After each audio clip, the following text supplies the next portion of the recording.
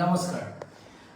আজি নিৰ্বাচন অনুষ্ঠিত হ'ল তৃতীয় পৰ্যায়ৰ নিৰ্বাচনত আমি সন্মুখৰ পৰা যুঁজিলো। এই নিৰ্বাচনত মোক যিসকল লোকে সহায় কৰিলে, প্ৰথমতে মই কেন্দ্ৰীয় নেতৃত্ব আৰু ৰাজ্যিক নেতৃত্বক কংগ্ৰেছ দলৰ মই ধন্যবাদ দিলোঁ যে মোক গুৱাহাটীৰ নিচিনা এটা সন্মানীয় চিটত মোক প্ৰাৰ্থিত্ব প্ৰদান কৰিলে।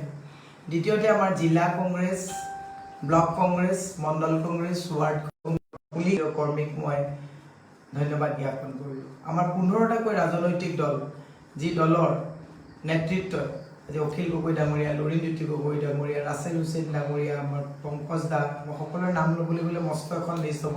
সাংসদ অজিত ভূঞা ডাঙৰীয়া, আমাৰ ডক্টৰ হীৰেণ গোহাঁই ছাৰ, পৰেশ মালাকাৰ ডাঙৰীয়া, মই নাম সকলোৰে নলওঁ।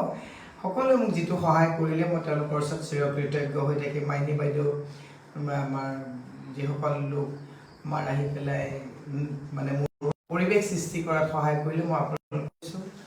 আমাক আৰক্ষী বিভাগৰ ফালৰ পৰা যিসকল PSO দিছে তেওঁলোকেও অভাৰটাইম কৰি মোক যিখিনি সহযোগিতা কৰিছে তেওঁলোকৰ প্ৰতি মই কৃতজ্ঞতা জ্ঞাপন কৰিছোঁ।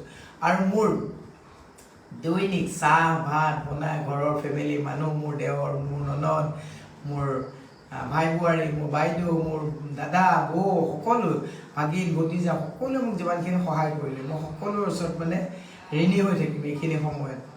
গতিকে মই সকলোৰে নাম ল'লে ইজনৰ সিজনৰ মাজত জিদা হ'ব যে মোৰ নাম ল'লে মোৰ নাম নল'লে যথেষ্ট। তাৰ মাজতো মই 2-4জন ব্যক্তিয়ে মোক যিটো সৰুকৈ হ'লেও আৰ্থিকভাৱে সহায় কৰিলে তেওঁলোকৰ ওচৰতো মই কৃতজ্ঞতা জ্ঞাপন কৰিছোঁ। আৰু এই কৃতজ্ঞতা জ্ঞাপন কৰাৰ মাজত যদি 2-4জন কোনোবা ৰখি গৈছে মোক ক্ষমা কৰিব। পৰ্যায়ক্ৰমে মই সকলোলৈকে ধন্যবাদমূলক চিঠি পঠাম। আৰু এটা মই বিনম্ৰভাৱে আপোনালোকৰ ওচৰত ক্ষমা বিচাৰিছোঁ যে এইখিনি সময়ত বহু মানুহে মোক ফোন মাৰিছে। মই যেতিয়া মিটিঙত থাকোঁ তেতিয়া ফোনটো কৰিব নোৱাৰোঁ, বা ফোন ধৰিলে মিটিং নহয়, মিটিং কৰিলে ফোন নহয়, বা গাড়ীত গৈ থাকোঁতে মই চেষ্টা কৰোঁ যে মিছ কলবিলাক মই কল বেক কৰিবৰ কাৰণে চেষ্টা